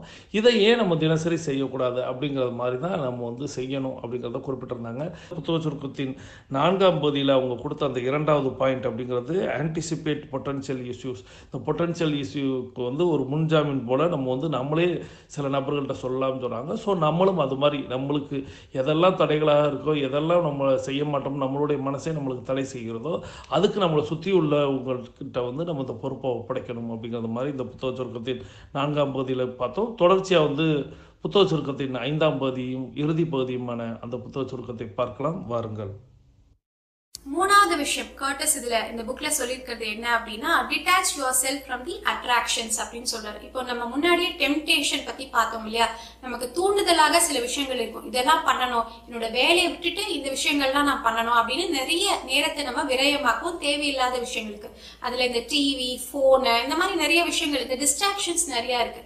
இப்போ நீங்க இதுல இருந்தெல்லாம் வெளியில வரணும் அப்படின்னா என்ன பண்ணணும் அப்படின்னா, இதுல இருந்து உங்களை நீங்களே தனிமைப்படுத்திக்கணும், கொஞ்சமாவது நீங்க தள்ளி இருக்கணும் அப்படின்னு சொல்லி கர்ட்டஸ் சொல்றாரு. இப்போ உங்க போன்ல ஏதோ ஒரு ஆப், அந்த ஆப்ல தான் நீங்க மேக்ஸிமம் டைம் ஸ்பெண்ட் பண்ணிக்கிட்டு இருக்கீங்க, அந்த ஆப்ல தான் உங்களுக்கு நேரம் விரயமாகுது அப்படின்னு தெரியுது அப்படின்னா என்ன பண்ணலாம், அந்த ஆப்பை அன்இன்ஸ்டால் பண்ணிடலாம் கொஞ்ச நாளைக்கு. அந்த ஒரு டெம்டேஷன், அந்த ஒரு டிஸ்ட்ராக்ஷனை நீங்க வெல்லணும் அப்படின்னா அதுல இருந்து நீங்க விலகிதான் இருக்கணும். பக்கத்திலேயே வச்சுக்கிட்டு நான் வந்து ரொம்ப சுய கட்டுப்பாடோட இருப்பேன் அப்படின்னு நினைச்சீங்கன்னா அது ஆரம்பத்துல அந்த ஒரு மெச்சூரிட்டி எல்லாருக்கும் இருக்காது இல்லையா. அதனால அப்ப நீங்க என்ன பண்ணணும் அப்படின்னா, எதெல்லாம் உங்க நேரத்தை விரயமாக்குதோ, எதெல்லாம் உங்களுக்கு ஒரு நெகட்டிவ் என்வாயன்மெண்ட், ஒரு தீய பழக்கங்களை உண்டாக்கக்கூடிய சில ஒரு தூண்டுதலா இருக்கும், அதுல இருந்தெல்லாம் விலகி இருங்க, தள்ளி இருங்கன்னு சொல்லி சொல்றாரு. இந்த மாதிரி எங்கெல்லாம் நீங்க நேரத்தை விரயம் பண்றீங்களோ அதெல்லாம் உங்க போன்ல இருந்தோ டிவில இருந்தோ நீங்க எடுத்துருங்க. இப்போ நீங்க ஒரு புகைப்பிடிக்கும் பழக்கம் இருக்கிறவங்க அதுல இருந்து வெளியில வரணும்னு நினைக்கிறீங்க அப்படின்னா அப்ப என்ன பண்ணணும், யாரு தொடர்ந்து புகைப்பிடிச்சுக்கிட்டே இருக்காங்களோ அந்த மாதிரி நண்பர்களோட சேர்றத கொஞ்ச நாள் தவிர்க்கணும். எங்கெல்லாம் போனா புகைப்பிடிக்க வேண்டிய ஒரு அவசியம் இருந்தோ அந்த இடத்தெல்லாம் நம்ம தவிர்த்திடணும். அந்த மாதிரி எந்த ஒரு சிச்சுவேஷன், எந்த ஒரு அட்மாஸ்பியர் வந்து உங்களை அந்த தீய பழக்கத்துக்குள்ள, அந்த டெம்டேஷனுக்குள்ள, அந்த டிஸ்ட்ராக்ஷனுக்குள்ள தள்ளுதோ அங்கிருந்தெல்லாம் விலகி இருந்தீங்கனாலே, அந்த அட்ராக்ஷன்ல இருந்து நீங்க உங்களை டிட்டாச் பண்ணிக்கிட்டா, நீங்க விலகி இருந்தீங்க அப்படின்னா அந்த ஒரு செல்ஃப் கண்ட்ரோல் நாளடைவுல வந்துரும் அப்படின்னு சொல்லி கர்ட்டஸ் சொல்றாரு. இன்னொன்னு என்ன சொல்றாரு அப்படின்னா, இப்போ இந்த நிமிஷம் ரொம்ப நாளா நீங்க தள்ளி வச்சுக்கிட்டு இருந்த ஒரு விஷயத்த உடனே பண்ணணும்னு நினைக்கிறேன் அப்படின்னு நினைக்கிற விஷயத்த உடனடியா போய் ஸ்டார்ட் பண்ணுங்க. அதுவே உங்களோட செல்ஃப் கண்ட்ரோல், செல்ஃப் டிசிப்ளின் அப்படின்ற ஜேர்னிக்கு ஒரு மிகப்பெரிய படியா இருக்கும். நன்றி. தொடர்ச்சியாக வந்து புத்தக சுருக்கத்தின் இறுதி பகுதியை பார்த்தோம். அந்த இறுதி பகுதியில் வந்து detach yourself from the attraction அப்படிங்கிற ஒரு பாயிண்ட் வந்து சொல்லியிருந்தாங்க. என்ன அப்படின்னா, தள்ளி இருக்கிறது, விலகி இருத்தல் அப்படிங்கிற ஒரு விஷயத்த சொன்னாங்க. என்ன அப்படின்னா, நம்ம ஒரு சில கேம் விளையாடுவோம் மொபைல்ல. அந்த கேம் வந்து பார்த்தீங்கன்னா, நம்மள உள்ள அப்படியே அழைச்சிட்டு போய் எவ்வளோ நேரத்த விழுங்குச்சு அப்படின்னே தெரியாம இருக்கும். நெறைய வந்து சோசியல் மீடியால பார்த்தீங்கன்னா, இன்னைக்கு வாட்ஸ்அப், ஃபேஸ்புக்குங்கிறது போய் இன்னைக்கு இன்ஸ்டாகிராம் அப்படிங்கிறதுல நெறைய விஷயங்கள்ல உள்ள போய் நம்ம மூழ்கிட்டோம் அப்படின்னா, நம்மளால மீண்டும் வெளியில வர முடியாத அளவுக்கு உள்ள போய்க்கிட்டே தான் இருப்போம். நல்ல விஷயமா தான் இருக்கு. நல்லது தான் கத்துக்கிட்டு இருக்கோம். நல்லது தான் கத்துக்கிட்டு இருக்கோம்னு நம்ம உள்ள பார்ப்போம். ஆனா, எழுந்து பார்த்தா தான் தெரியும். ஒரு 2 மணி நேரம் காலியா இருக்கும். ஸோ, அதுக்கு என்ன பண்ணலாம் அப்படின்னா, முதல்ல உங்களுக்கு ரொம்ப பிடிச்சிருக்கக்கூடிய ஆப் ஏதாவது நீங்க வந்து வச்சிருக்கீங்க. அதுக்குள்ள போறீங்க. இந்த மாரி சோசியல் மீடியால நீங்க சிக்கியிருக்கீங்க அப்படின்னா, அத வந்து நீங்க வந்து முடிஞ்ச அளவுக்கு வந்து டிசேபிள் பண்ணிருங்க அப்படிங்கிற மாரி சொல்றாங்க. ஸோ, அதுக்கு வாய்ப்பு இருக்கிறவங்க பழகி பாருங்க, முயற்சி பண்ணி பாருங்க. இல்ல நான் அதையும் மீறி நான் வந்து எப்பொழுதுமே வெளியில வந்துருவேன். நெறைய ஆப் அப்படியே வந்திருக்கு. நீங்க வந்து Facebookல வந்து ஒரு 1/2 அன் ஹவர் தான் இருக்கணும். ஒரு 15 மினிட்ஸ் தான் இருக்கணும்னு நீங்க வந்து செட் பண்ணிட்டீங்க அப்படின்னா, நீங்க Facebook பார்த்துக்கிட்டு இருக்கும்போதே அந்த ஆப் வந்து உங்கள Facebooக்க விட்டு வெளியில கொண்டு வந்துரும். வாட்ஸ்அப்பா இருக்கட்டும், இன்ஸ்டாகிராம் ஆகட்டும், எதுல நீங்க யூடியூப்ல நீங்க உட்கார்ந்திருந்தாலும் கூட, நீங்க அந்த ஆப்ல வந்து நீங்க டவுன்லோட் பண்ணி, நீங்க அந்த ஆப்ல செட் பண்ணிட்டீங்க அப்படின்னா, உங்களுக்கு எத்தனை நிமிஷம் நீங்க குடுத்துருக்கீங்களோ, 1/2 மணி நேரம் போதும் அப்படின்னா, 10 நிமிடம் போதும் அப்படின்னு நீங்க குடுத்துருந்தீங்க அப்படின்னா, உள்ள போனதுல இருந்து 10வது நிமிடம் அதுவாகவே வெளியில வந்துவிடும். ஓகே, நம்மளுக்கும் புரிஞ்சிரும். ஆமால்ல அப்படிங்கிற மாரி. இத நம்மளுடைய மைண்ட்ல செட் பண்ணுங்க. இவ்வளோ தான் பார்க்கணும், இவ்வளோ தான் இருக்கணும். இதுக்கு தேவையில்லாம நேரத்த செலவழிக்கக்கூடாது அப்படிங்கிற மாரி இருக்கணும். முதல்ல அதுல இருந்து தள்ளி இருக்கணும் அப்படிங்கிறதும், இந்த என்விரான்மென்ட் அப்படிங்கிறது, இந்த நெகட்டிவ் பீப்பிள் அப்படிங்கிறவங்கலாம் நெறைய பேர் இருப்பாங்க. நம்மள சுத்தி வந்து நெறைய குறை சொல்லக்கூடியவர்கள், நெறைய தடை செய்யக்கூடியவர்கள்லாம் இருப்பாங்க. அவங்கள்ட்டலாம் இருந்து தள்ளி இருங்க. நீங்க வந்து ஒரு ஒரு விஷயம் எடுத்திருக்கீங்க அப்படின்னா, இப்ப கிளப்ல நீங்க ஜாயின் பண்ணியிருக்கீங்க அப்படின்னா, இந்த கிளப்ல ஜாயின் பண்ணதுக்கப்புறம் நீங்க எதற்காக வேண்டுமானாலும் வந்திருப்பீங்க. உங்களுக்கு என்ன பிரச்சனையோ, அந்த பிரச்சனையை தீர்க்கணும் அப்படிங்கிறதும், இல்ல பிரச்சனையே இன்றி வாழணும் அப்படிங்கிறதுக்காக கூட வந்திருப்போம். ஆனா நம்மள சுத்தி அந்த நெகட்டிவ் பீப்பிள் "ஏய் இதெல்லாம் நடக்கிற காரியமா? இதெல்லாம் காலையிலே எந்திரிச்சு நடக்க முடியுமா? இதெல்லாம் எத்தன நாளைக்கு சாத்தியம்னு நினைக்கிற? ஒரு 10 நாள் நடப்பியா? ஒரு 15 நாள் நடப்பியா? நீ எது செஞ்சாலும் 4 நாள் தான் நடப்ப." இந்த மாதிரி நம்மளையே சுத்தி சொல்லக்கூடிய நபர்கள் நெறைய இருப்பாங்க. அவங்கள்ட்டலாம் இருந்து வீட்ல இருக்கிற நபர்கள்ட்ட இருந்து நம்ம தள்ளி இருக்க முடியாது. வேணும்னா காதுல பஞ்ச வச்சுக்கலாம். ஆனா வெளியில இருக்கக்கூடிய நபர்கள், நெகட்டிவ் பீப்பிள்ட்ட இருந்து நீங்க கொஞ்சம் ஒதுங்கி இருந்து பாருங்க. கண்டிப்பாக நல்லது நடக்கும் அப்படிங்கிறதையும், ஒரு பாசிட்டிவ் எனர்ஜி உள்ள நபர்களோட இணைந்து இருக்க வேண்டும். அப்படி இருந்தீங்க அப்படின்னா, கண்டிப்பாக உங்களுக்கு வந்து நெறைய நல்லது நடக்கும் அப்படிங்கிறத இந்த புத்தக சுருக்கத்தின் 5ஆம் பகுதியில 3வது பாயிண்ட்டாக பார்த்தோம். ஸோ இந்த புத்தகத்தில நம்ம நெறைய விஷயங்கள் தெரிந்து கொண்டோம். இந்த புத்தகமும் முடிவுக்கு வருகிறது. ஸோ இந்த புத்தகத்தில அவங்க சொன்ன விஷயங்கள் அப்படிங்கிறது வந்து இந்த செல்ஃப் டிசிப்ளின் மைண்ட் செட் எப்படி உருவாக்குறது அப்படிங்கிறத வந்து நம்மளுக்கு வந்து கர்டிஸ் லியோனி அப்படிங்கிறவர் குறிப்பிட்டிருந்த ஆத்தர் கொடுத்திருந்தாரு. அதில நம்ம ஒரு தடவை ரீகேப்பாக பார்க்கணும் அப்படின்னா, நம்மளை வந்து எதெல்லாம் தடை செய்கிறது அப்படிங்கிற ஒரு விஷயத்த சொன்னாங்க. Distraction, temptation, laziness, low self esteem அப்படிங்கிறதும், lack of purpose, negative environment அப்படிங்கிற ஒரு விஷயத்த கொடுத்துருந்தாங்க. அந்த டிஸ்ட்ராக்ஷன் நம்மளுக்கு வந்து நிறைய வந்து நம்மளுக்கு இடையூறுகளாகவும், தடைகளாகவும் நிறைய வந்து கொண்டே இருக்கும் அப்படிங்கிறதும், சோம்பேறித்தனம் அப்படிங்கிறது இருந்து கொண்டே இருக்கும் அப்படிங்கிறதும், நம்மளுக்கு வந்து அதுக்கு காரணம் நம்மள்ட்ட கோல் கிடையாது, நம்மள்ட்ட ஒரு பர்பஸ் இல்லை, எதுக்காக இது பண்ணுறோம் அப்படிங்கிறதெல்லாம் இல்லாமல் இருக்கும். ஸோ அப்படியே இருந்தாலும் அந்த சோம்பேறித்தனம் நம்மள்ட்ட நிறைய இருக்குது, தாழ்வு மனப்பான்மை நம்மள்ட்ட நிறைய இருக்குது அப்படிங்கிறதும், நெகட்டிவ் என்விரான்மெண்ட் நம்மளை சுற்றி வந்து எதிர்மறையாளர்களும் எதிர்மறை சிந்தனை உடையவர்களுமாக இருக்கிறார்கள். இதெல்லாம் தான் காரணம். நம்ம வந்து ஒழுக்கமாக இல்லாமல் இருப்பதற்கு காரணம் இவைகள் எல்லாம் தான். இதிலிருந்து நம்ம மீளணும் அப்படிங்கிறத வந்து ஃபீலிங்ஸ் அண்ட் எக்ஸ்கியூஸ் அப்படிங்கிற ஃபர்ஸ்ட் பாயிண்ட்ல சொன்னாங்க. ஸோ ஃபீலிங்ஸ் அப்படிங்கிற அந்த உணர்வு வந்து நம்மளுக்கு வந்து நம்ம அந்த உணர்வை மீறி நம்ம செய்யணும். சோம்பேறித்தனம் அப்படிங்கிறதும், நம்மளுக்கு போர் அடிக்கிறது அப்படிங்கிற ஒரு விஷயத்தையும் மீறி, என்னால் உடலே வலிக்கிறது அப்படிங்கிறது கூட இருந்தால் கூட அந்த உணர்வுகளை எல்லாம் மீறி இல்லை நம்ம செய்தே ஆகணும் அப்படிங்கிற ஒரு விஷயமும், எக்ஸ்கியூஸ் அப்படிங்கிற ஒரு விஷயம் வந்து நம்ம வந்து காரணம் எதுக்குமே சொல்லக்கூடாது. அதுக்கு காரணம் அதுதான், இதுக்கு காரணம் எல்லாத்துக்கும் காரணம் நம்ம தான். ஸோ அந்த காரணம் வந்து நம்மளுக்கு வந்து கொடுக்கவே கூடாது அப்படிங்கிறத முதல் பாயிண்ட்டாக பார்த்துருந்தோம். அதுக்கு பிறகு வந்து 2வது பாயிண்ட்டாக ஆன்டிசிபேட் பொட்டன்ஷியல் இஷ்யூஸ் அப்படிங்கிற ஒரு விஷயத்தை பார்த்து வந்தோம். ஸோ இந்த முதல்ல முன்ஜாமீன் போல் நம்ம வந்து அதுக்கான ஒரு ஸ்ட்ராட்டஜியை யூஸ் பண்ணுங்கள். உங்களுடைய நண்பர்கள்ட்டையோ, உங்கள் உறவினர்கள்ட்டையோ, அப்பாட்டையோ, அம்மாட்டையோ, அண்ணன்கள்ட்டையோ உங்களுடைய உயிரானவர்கள்ட்டையும் நீங்கள் வந்து ஒப்படைங்க. என்னை வந்து காலையில் எழுப்பி விட வேண்டியது உங்களுடைய பொறுப்பு அப்படிங்கிறத. ஸோ இதுதான் ஆன்டிசிபேட் பொட்டன்ஷியல் இஷ்யூ அப்படிங்கிற ஒரு விஷயத்தை பார்த்தோம். அதுக்கடுத்து 3வது விஷயமாக detach yourself from the attraction. நம்மளை சுற்றி இருக்கக்கூடிய அந்த எதிர்மறை விஷயங்களை வந்து அவர்களிடமிருந்து எப்படி ஒதுங்கி இருப்பது, நம்மளை அட்ராக்ட் பண்ணக்கூடிய அந்த ஒரு ஆப்பு ஒரு எடுத்துக்காட்டுக்கு சொன்னாங்க. அதிலெல்லாம் இருந்து நம்ம எப்படி நம்ம ஒதுங்கி இருத்தல், எப்படி தள்ளி வைத்தல் அப்படிங்கிற ஒரு விஷயத்தை கற்றுக்கொள்ளணும். இந்த 3 விஷயங்களை மட்டும் நம்ம வந்து feelings and excuse and anticipate potential issue அப்படிங்கிறதும் 3வதாக detach yourself from the attraction அப்படிங்கிற ஒரு விஷயத்தை பார்த்தோம். ஸோ இவைகளெல்லாம் தடை பண்ணால் கண்டிப்பாக நம்ம ஒழுக்கமாக இருக்க முடியும். ஒழுக்கமாக அந்த செல்ஃப் டிசிப்ளின் மைண்ட் செட் அப்படிங்கிற புத்தகத்தில் வந்து பார்த்தோம். ஸோ இந்த ஒழுக்கமாக இருத்தல் அப்படிங்கிறது வந்து நம்மளை வந்து நல்வழிப்படுத்துதல் அப்படிங்கிறது நம்மளுக்கு தெரியும். ஸோ நம்மளுக்கு வந்து எந்த ஒரு விஷயத்தையுமே தள்ளி போடக்கூடாது அப்படிங்கிறத திருக்குறளில் சொன்னாங்க. ஸோ இன்னையிலிருந்தே அந்த பழக்கங்களை, நல்ல பழக்கங்களை, இது 8 நடையோடு நம்ம கம்பேர் பண்ணி சொல்லியிருந்தால் கூட நாம் நல்ல பழக்கங்கள்னு நிறைய வச்சுருக்கணும். அந்த நல்ல பழக்கங்களை அவங்க வந்து உருவாக்குவதற்கு இந்த ஸ்ட்ராட்டஜிகளை பயன்படுத்தணும். இப்படி பயன்படுத்தினா நாமளும் வந்து ஒரு நல்ல மனிதராக நம்ம வந்து வெளியிலேருந்து யாரும் பாராட்ட தேவையில்லை. நம்மளுடைய மனசாட்சி அப்படிங்கிற ஒருத்தன் உள்ளே இருந்து செம்மடா சூப்பரா நீ வேறு லெவல்றான்னு அவன் நம்மளை தட்டி கொடுக்கணும். அவனே டே உன்னாலெல்லாம் இது முடியுமா, உன்னாலெல்லாம் நடக்குமா, நீலாம் மற்றவங்கெல்லாம் சேலஞ்ச் பண்ணுறாங்கன்னுக்கிறக்கா நீலாம் ஏன்டா அப்படிங்கிற மாதிரி அவன் சொல்லக்கூடாது. இந்த ரெண்டுமே உள்ளே இருக்கக்கூடிய நம்மளுடைய மனசாட்சி அப்படின்னு சொல்லக்கூடிய அந்த உணர்வு அப்படிங்கிறது நம்மளுக்கு சொல்லணும். உன்னைய மாதிரி முடியாது, உன்னைய மாதிரி ஒரு சாதனையாளன் கிடையாதுன்னு அவன் பாராட்டிட்டான்னா இந்த உலகத்தில் நம்மளை வேறு யாரும் பாராட்டணும்னு தேவையில்லை, வேறு யாரும் நம்மளுக்கு விருது கொடுக்கணும்னு தேவையில்லை. அவன்கிட்ட நம்ம பாராட்டு வாங்கணும், அவன்கிட்ட நம்ம விருது வாங்கணும். ஸோ அதை ஒரு உறுதியாக நம்ம இன்றைக்கி எடுத்துக்கிட்டு நான் உறுதி எடுத்துக்கொள்கிறேன் அப்படிங்கிறத நீங்கள் இப்போ எனக்கு வாக்கு கொடுக்கணுங்கிறத நான் கேட்குறேன். வாருங்கள், நம்மளது 8 நடை 2ஆம் பகுதி முடிவுக்கு வருகிறது. நாம் அனைவரும் தொடங்கிய திசைக்கு வந்து விடுகிறோம். கிழக்கு மேற்கா தொடங்கியவர்கள் கிழக்கு திசையிலும், தெற்கு வடக்கா தொடங்கியவர்கள் தெற்கு திசைக்கு வந்து விடுகிறோம். நமது உள்ளங்கைகளை மடக்கி பார்க்கிறோம், இறுக்கமாக இருக்கிறது. விரல் நாங்களை பார்க்கிறோம், சிவப்பணத்தில் மாறி இருக்கிறது. சுவாசத்தை சோதித்து பார்க்கிறோம். 2வது நாசிலும் சுவாசம் வரக்கூடிய இந்த வேளையில் நாம் கேட்பதையெல்லாம் கொடுப்பதற்கு பிரபஞ்சம் தயாராக இருக்கிறது. வாருங்கள், நாமும் கேட்க தயாராகலாம். தொடர்ந்து அனைவரும் கிழக்கு திசையை நோக்கி நின்று கொண்டு நம்ம அஃபர்மேஷன் விசுவலைசேஷன் செய்ய போகிறோம். அதுக்கு முன்னாடி கூட்டு பிரார்த்தனை செய்யணும். நம்மோடு இணைந்து பயணிக்கக்கூடிய அத்தனை அன்பு சகோதர சகோதரிகளுக்கும் அவர்களது குடும்பம் மகிழ்ச்சியோடும் ஆரோக்கியத்தோடும் செல்வ வளங்களோடும் இருப்பதற்கு எல்லாம் வல்ல இயற்கை இறைவன் பிரபஞ்சம் துணை நிற்க வேண்டும். அவர்கள் எண்ணியதெல்லாம் நடக்க வேண்டும், அவர்கள் கேட்டதெல்லாம் கிடைக்க வேண்டும் அப்படின்னு நம்ம எல்லாரும் கூட்டு பிரார்த்தனையாக வேண்டிக் கொள்ளலாம். தொடர்ந்து இன்றைய நிகழ்வு பிடித்திருந்தால் லைக் செய்து நண்பர்களுக்கு ஷேர் செய்யுங்கள் அப்படிங்கிறத எப்போதும் போல நான் கேட்டு மீண்டும் சந்திப்போம், கலந்து சிந்திப்போம். வாழ்க நலத்துடன், வாழ்க வளத்துடன். நன்றி.